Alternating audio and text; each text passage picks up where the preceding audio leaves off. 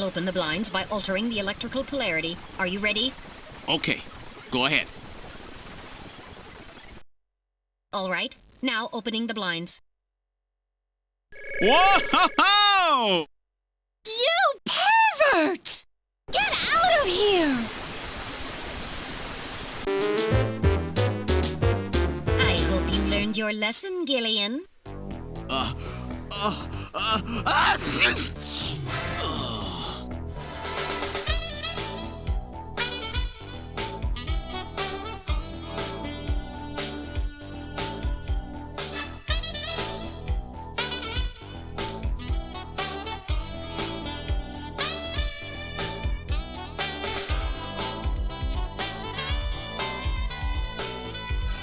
Death Stranding 2 is finally out. Due to forces beyond my control, I haven't been able to pick it up yet. To cope, I figured now was the best time to go back to Kojima's older games and plug some holes in what I know about his work. It was time to pick up Snatcher. Snatcher is a 1988 adventure game developed by Konami and directed by Hideo Kojima. Although it has an MSX2, a PC engine, and even PS1 and Saturn ports, the only version we got stateside is on a Sega CD. This is important because each version has different qualities to their sprite work that can change the mood for certain shots, as well as different arrangements for the soundtrack, but I'll touch on that later. Oh no! What was that? After playing Snatcher, I understand why it's an important entry in Kojima's oeuvre. Simply put, it's a load-bearing game. It was made in between Metal Gear 1 and 2, and there are loose connections established in all three games. Its gameplay and visuals led to Policenauts, which did away with the action list to fill up the entire screen with cell animation in lieu of 16-bit sprites. And doing so turns the experience into a point-and-click instead of menu-driven affair. Metal Gear Solid 4 and 5 each have a section set aside to pay homage to Snatcher. I had no idea what the hell Snatcher was about when I played them, but even I could tell Otacon's Metal Gear Mark II was a transplant from that game, as well as Snake's Disguise in Paris. And Jamais Vu? Ooh, we'll get to that. You play as Gillian Seed, a new recruit to the Junker Division in Neo-Kobe, Japan. After a virus wipes out half of the world's population, mysterious beings are found to have infiltrated key positions in society. These beings are bioorganic, extremely durable, and only attack at night during winter. Because of their tendency to snatch individuals, the general public have given them the moniker Snatchers. As a Junker operative, your duty is to investigate possible Snatcher occurrences and determine if any suspect in custody are in fact Snatchers, and terminate them. If any part of this elevator pitch sounds familiar to you, don't worry about it. In a Death Stranding 2 showcase, the interviewer asked Kojima why he included hololive VTuber Usada Pekora in the game, and without skipping a beat, Kojima responds with, This is the most definitive statement a creator could ever say about himself. Look at the sprite work in the Metal Gear games, and you'll find that they were borrowing actors' likenesses in films from Lethal Weapon to Platoon and Rambo, which they had to redraw for future collections. If you look at early versions of Snatcher, you'll find shots featuring Kamen Rider and a Giger Xenomorph hanging out at a bar, which they also had to replace in later ports with Konami mascots. Kojima loves movies, and nowhere is that more obvious than Snatcher. I've joked about how you can play any Quantic Dream game and figure out what movies David Cage was watching while banging out the script, but you don't even have to look that hard to find what Kojima cribbed to make Snatcher. Take Blade Runner, replace the replicants with T-800s, and throw in some RoboCop and David Lynch's Dune in there for good measure. Does this make Kojima a hack? This is my personal bias, but if all he was known for was inserting pop culture references in his games, then yeah, I would make that call. But he doesn't just do that. The references are garnish. What makes Snatcher so compelling is that, yeah, it's Blade Runner fanfiction, but the world building is extremely fleshed out. You can find files detailing Neo-Kobe's development, its population makeup, the political structure of the government, and the timeline of events that led to the discovery of Snatchers and the establishment of Junker. Your CO will explain how Junker operations differ from regular police work, and instruct you in the rules of engagement when you're out in the field. You'll investigate an animal clinic, and find out that every pet in the waiting room is synthetic, which is a reference to the Philip K. Dick story that inspired Blade Runner. Hell, there's a database entry about the history of Mars colonization, and every research vessel is named after a famous fantasy or sci-fi writer. Kojima and his team didn't have to go to these links to tell the story, but I appreciate the drive they had to put this much flavor in the text. So, how does Snatcher play? Essentially, it's a menu-driven adventure game. You're given a scene to look at, and a list of actions underneath that scene that you select to progress. It's kind of vague, but look and investigate mean different things. Look is simply observing a given subject, whereas investigate is a bit more invasive. You can look at a coat in a closet to identify it, and then you can investigate that coat to find items stashed in its pockets. You can also do this to people, but they get snippy about it. If you have to go through your inventory, you have to select possessions, choose which action you want to do, and then select the item in question. There's an order of operations you have to conduct to simulate a proper conversation. You can't just bark questions at an informant. You have to go through your possessions to show him your Junker ID before he can trust you. Sometimes, you'll have to use Metal Gear to contact people on video phone. Usually, you won't be able to reach them until you find their phone number, but the game takes into account if you're calling a number from memory on a repeat playthrough. I've said before that I think Kojima's design philosophy for stealth games doesn't come from an immersive sim background, but instead is based on his experience with adventure games. I think of immersive sims as games that place objects and actors in the same environment, and they each have their own rules and interactions with one another, and you're able to exploit those rules and interactions to recreate the same outcomes that you can rely upon again and again. Shoot a water arrow at a torch to put out its flame and move past an enemy without being spotted, or shoot lightning at a puddle of water to electrocute everyone standing in that puddle. Adventure game logic to me is the opposite. You're faced with an obstacle and can only move past that obstacle once you find the item that allows you to progress. You can't cross a room full of poison gas until you find the gas mask. Or you can't get past the elevator camera in Strut 1 unless you wear the enemy disguise and carry the appropriate rifle.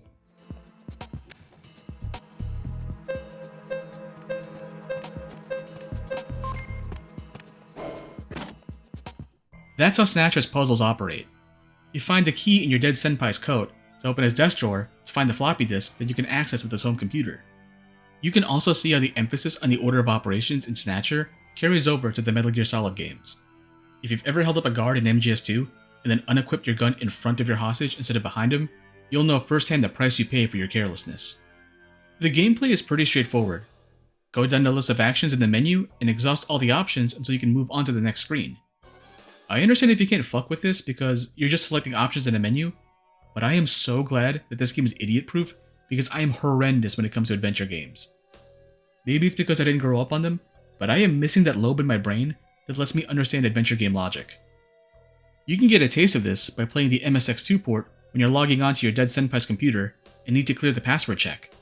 The only clue you have is a note saying, "Find home," and the password is a 1-character limit. So what's the password? It's the home key on your keyboard. Occasionally, you'll face combat. The game informs you when a fight's about to break out so you can get in the zone. The way it works in the Sega CD version is that you have to press the Draw Blaster button to ready your weapon, and then move your cursor along a 3x3 grid while pressing the Shoot button to hit targets. Sounds like a simple shooting gallery, right? Well, if you plan on playing Snatcher, I'm gonna assume you don't own original hardware and are running an emulator, which means you're likely using either an Xbox or DualSense controller. This is important because the Sega CD, Genesis, Mega Drive, whatever the hell they call the console, has a circular D-pad, which made it easy to hit diagonals. DualSense controllers have cross-style D-pads, so hitting diagonals means making sure you're mashing down in 2 separate directions at the same time. I haven't touched an Xbox controller since the Xbone, so I can't speak for how that D-pad feels when it comes to diagonals. There's a fight at the very end of Snatcher that's notorious for how many enemies it throws at you, and I kept dying to it again and again because of those diagonals. I was lucky in that the emulator I used offered secondary inputs, so my D-pad and left stick could share real estate, and I was able to reliably hit those diagonals and survive the onslaught. Ironically, even though I think the MSX2 port is a slower paced affair, I think its shooting method is a lot more effective despite being more obtuse for a modern user. When combat begins, you hold down Shift to ready your blaster, and use a numpad on your keyboard to shoot into the corresponding cell in the 3x3 grid. I had no idea about this beforehand, because the instructions on the game screen abbreviated Shift to S, and I still didn't understand that I had to hold down the key instead of tapping it. But after looking up how to shoot on the MSX2, I can tell that my reaction time on the numpad is a lot faster than on the controller. Oh, also, you gotta make sure to turn numlock off in order for all of this to work, by the way. So what did I get from playing Snatcher? Quite a lot, actually. See, I didn't just play 2 different versions of Snatcher to make this video. I ended up clearing both Metal Gear 1 and 2 to find any connections. I went back to MGS 1 and 2 as well. Hell, I went back to MGS 5. I tried to go back to MGS 4, but I don't like how RPCS3 makes my fan spin, so I took some footage from Chip Cheezum's Let's Play from way back when. Chip, I love your editing. I'm sorry about what happened to Volition, but that last Saints Row game didn't look or sound good. I'm gonna spew a bunch of statements about Snatcher and other Kojima-led titles, and hope it all makes sense. Be warned, this is gonna spoil a bunch of old games, including Snatcher. Snatchers are classified as bioroids in the setting, and created by Dr. Petrovich Madnar. Don't you remember? It's Professor Modner. Professor Petrovich Modner. What? This old man is Modner? In Metal Gear, your objective is to rescue Dr. Petrovich Madnar from outer heaven. Madnar is responsible for both the construction of Metal Gear, as well as Bloody Brad, the T-800 knockoffs, which are also classified as bioroids. In Metal Gear 2, Madnar returns as support for Snake, but reveals himself to be in collusion with Big Boss after the US government betrays him. If you call one of your contacts during your fight with Big Boss, he reveals that Madnar is responsible for Big Boss's cybernetic implants, thus effectively making him a bioroid. This gets retconned in MGS5 when it's revealed that the Big Boss that Snake defeats in the first Metal Gear is actually Venom Snake, Ahab, who turns out to be the medic on the chopper that removed the first bomb from Paz's body in Ground Zeroes. The bioroid backstory gets walked back, and Ahab only really has a bionic arm. Raiden also mentions Dr. Madnar after rescuing Snake and Naomi in Metal Gear Solid 4 as the one who helped convert Raiden into a cyborg ninja and replace his red blood with artificial white blood. The artificial white blood seems similar to the one shown in Police Knots, and is likely inspired by the white fluids that androids secrete in the Alien series. In Snatcher, Gillian is assigned Metal Gear Mark II as his navigator unit. This is his introduction. Hey, Metal Gear, get out here!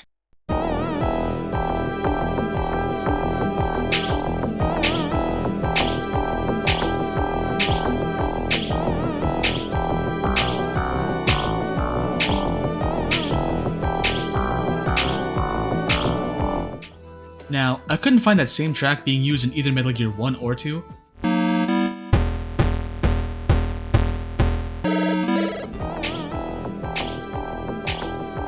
But I remembered this little gag from MGS2.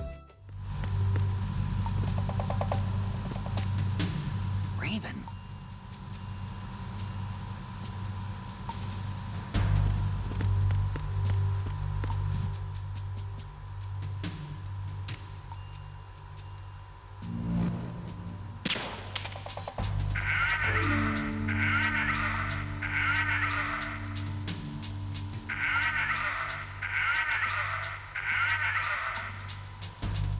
Also, Harry, the engineer at Junker who makes the navigator units, named Metal Gear after the Metal Gear Menace from the 20th century.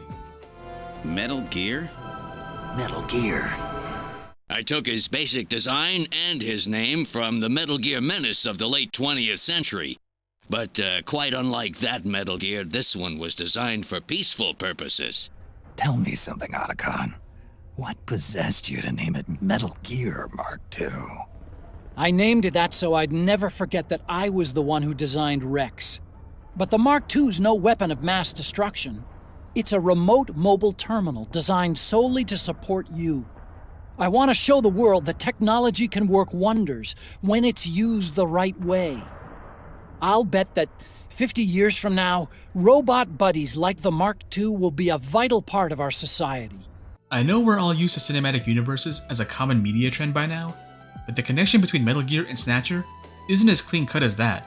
Because remember, Dr. Madnar conducted bioroid surgery on Big Boss in Metal Gear 2, and although he lived around the same time during Snatcher's events, the Madnar in Metal Gear only has a daughter named Ellen, while the Madnar in Snatcher has a son named Elijah. Something Kojima keeps returning to in his games is how technology embeds itself into society and imposes a dependency on its users. The most obvious example is that the Patriots AI create the war economy in MGS4 and impose gun control through electronic ID as a form of DRM on weaponry. Death Stranding has a similar effect on its chiral network, as being the cornerstone to a post-scarcity society, so long as you're part of the network. Anyone outside of its influence won't receive its benefits. You can see the change in the visual quality of the holograms before and after you connect a site to the network. Snatcher features an all-encompassing computer network that attaches itself to every level of society. Even Junker has an intranet that communicates with the network and serves as a resource you can use to look up key individuals or conduct searches based on criminal composites. Those who voluntarily live off the grid are distinguished from those who are merely impoverished and cannot meet the standard of living that would grant access to the network. Another thing Kojima likes to do is hide secret meanings in names. In Metal Gear 2, Snake is sent to Zanzibar Land to rescue Dr. Kyo Marv, the inventor of the new fuel source, Oilix. Although Marv dies in the middle of the operation, Snake is able to recover Marv's data hidden in his MSX2 game cart. Booting up the game cart reveals that Kyo Marv is actually VRAM 10K backwards, a sight gag from the boot screen you would normally see when starting a game on the MSX2. There's a bounty hunter in Snatcher named Random Hajil. He's the guy who looks like Sting from Dune. After a series of major plot reveals, you find out that Random Hajil is backwards for Elijah Madnar, Dr. Petrovich's son and Gillian's colleague. He's never let up on this, by the way. At the end of MGS4, Drebin reveals that the designation for Meryl's Foxhound unit, Rat Patrol 01, is an anagram for Patriot, which gives away he was actually pulling the strings the entire time. Played like a violin. They played us like a damn Violin. And he hasn't stopped even though he left Konami. Once you've saved the world in Death Stranding, Amelie appears to reveal a secret history about Bridges' connection to the world-ending event. And one of the big twists in the game is that Amelie is a soul of Bridget Strand, masquerading as her daughter, Samantha America Strand, but went by Amelie for short. The punchline to this reveal is that Amelie is French for soul, and if you space out the letters, it reveals the phrase, am a lie. That fascination with body doubles and identity is also a recurring theme in Kojima's work, whether it's Ahab and Ishmael, Lochne and Malingin, or how Random is a Snatcher made in Elijah Madnar's image. That one in particular stands out to me, as Elijah is a decrepit old man at the end of Snatcher, while Random was based on his younger self, so their apparent ages contrast, much like Bridget and Amelie. It's a tenuous connection, but another recurring theme in Kojima's games is parents missing out on their children's lives. Olga dying to save Sonny, same with Cliff and Sam, or how Campbell and Raiden weren't involved with Meryl or Little John. Side note, Rose referring to the son as Little John is a throwback to the destroyed navigator Gillian finds in Snatcher. When Gillian meets Harry, the resident engineer in Junker, Harry asks if they've met before, but Gillian can't recall because of his amnesia. Great to meet you. You're Gillian Seed, right? Haven't we met somewhere before? No, I don't believe so. Really? I guess I must be imagining things. I've been waiting for you. A messenger from the Patriots. Where do I know him from? Turns out, Gillian and his wife Jamie were put in suspended animation by Elijah Madnar for 50 years, leaving their son Harry to live out his life and become the resident engineer at Junker. Gillian doesn't remember this until Harry dies from a Snatcher attack. I can't believe I can say this, but Fallout 4 owes Kojima money.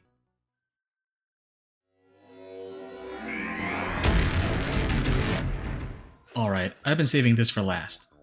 Jamais Vu is an extra op in MGS5 Ground Zeroes, and a final farewell to Snatcher before Kojima left Konami.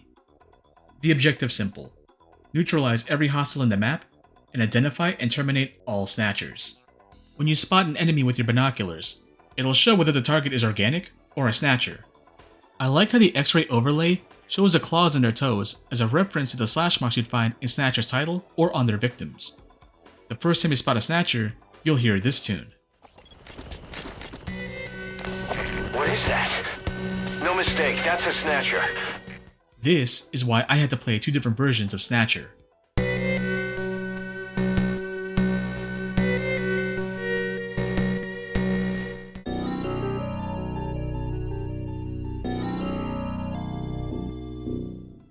You kill Snatchers like how you would kill humans, but their bodies disintegrate and leave behind no traces. According to Gillian Senpai's notes, Snatchers only attack at night because their artificial skin is susceptible to cancer from UV light. There's a unique rifle in the map that has a flashlight attachment that puts out UV light that can erase certain decals on the map. Unfortunately, you can't use it to kill Snatchers. In Snatcher, one of the ways you can tell if a Snatcher is nearby is the presence of Snow 9, an artificial substance designed to block out electronic signals, not unlike chaff grenades. Snow 9 is an irritant to humans and causes them to sneeze. I noticed that the guards in Jamais Vu were more likely to sneeze than they would in other missions. And remember the artificial white blood that's present in Police Knots and MGS4? Guess what color Snatcher blood is. Before I played Snatcher, I figured the reason they replaced Snake with Raiden for the mission was partly a cross-promotion deal with Platinum Games and Metal Gear Rising, and partly as a continuity gag, as Subsistence had a joke movie called Snake Eraser, where Raiden time travels to key moments in Snake Eater to cause time paradoxes that gets caught up in situations. But after playing Snatcher, I realized the additional bit about Raiden being the perfect candidate to terminate Snatchers due to not having enough organic parts for the Snatchers to replicate was a reference to Randy Majil being so good as a Snatcher bounty hunter because he's also a Bioroid and doesn't have enough organic parts for the Snatchers to replicate. So, was Snatcher worth all the hassle? I think so. I knew I was always missing a critical part of Kojima's work to understand how and why he approaches certain themes or repeats specific bits. I've been racking my brain to find a good analogy for what I experienced, and the best I can come up with is to imagine all the games that Kojima worked on as the bricks to make up a wall, and Snatcher is the mortar, the cement that glues them all together. There's no hard connection between Snatcher or Metal Gear, but themes and concepts reverberate throughout them, and sometimes Kojima just puts in a cheeky reference here and there when he thinks he can get away with it. And before you troll the comments, no, I don't know if this applies to Penguin Adventure. You ever watch Room 237, the documentary featuring people who've developed a bunch of theories about what Stanley Kubrick's The Shining is really about? Is it Kubrick's confession about faking the moon landing footage? Or is it about white guilt over the Trail of Tears? Like, because of the mystique and aura surrounding Kubrick, any crackpot theory you can make up is validated by virtue of Kubrick being so particular with how he shoots his films? I've become that kind of crazy over Kojima's games. I'll find a thing in one game, and have a Slumdog Millionaire flashback to a moment in another title, and have to wonder if Kojima planned this all along, or if the curtains are just blue-balling me. I was staring at this wall for a solid minute because I was stun-locked at the sight of these two masks. One of the clues you find in your first case involves someone eating buffalo meat in the Sega CD port, but in the MSX2 port, it says whale meat. Look up a whale! Ah, my brain. But then I get into a shooting gallery in Snatcher, see how it developed into a pseudo-light gun set piece in Police Knots, and then see how it evolved into the Sniper Wolf duels in Metal Gear Solid. Like, compare this hostage scenario with the one in MGS2 with Vamp and Emma. So, I'm not just huffing paint here, right? Anyways, should you play Snatcher? Only if you're as Kojima-pilled as I am. I've been glazing him this whole video, but I'm not blind to his shortcomings as a writer. He waxes philosophically on various topics, but when the story starts to wind down, he's gotta cram everything down the chute before the credits roll. He's been that way since Metal Gear Solid 2 and 4, and new players are experiencing it firsthand with Death Stranding, but it's also evident in Snatcher. The other major criticism I have for the game is that the combat segments are spaced out very sporadically for most of the playtime, and then throw you into a gauntlet of shootouts in the final act, with one of them being infamous for the volume of enemies you face. Also, a really major downgrade between the Sega CD version and the MSX2 version is this noise whenever you have to look anything up on Junker's computer.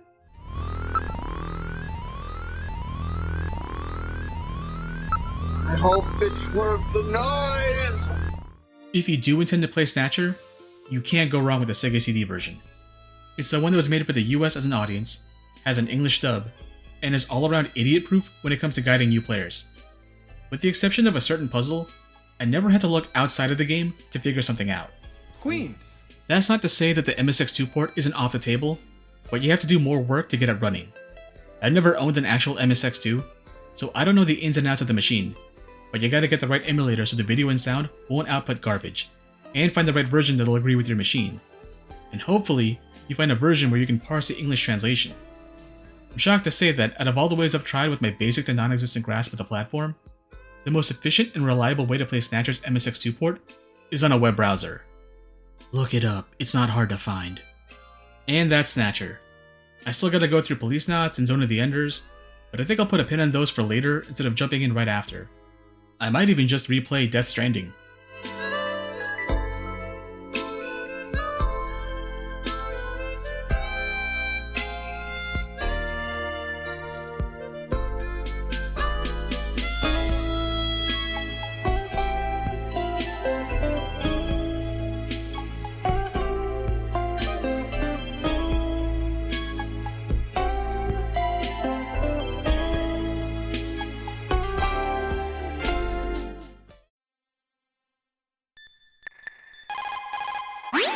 Kept you waiting, huh?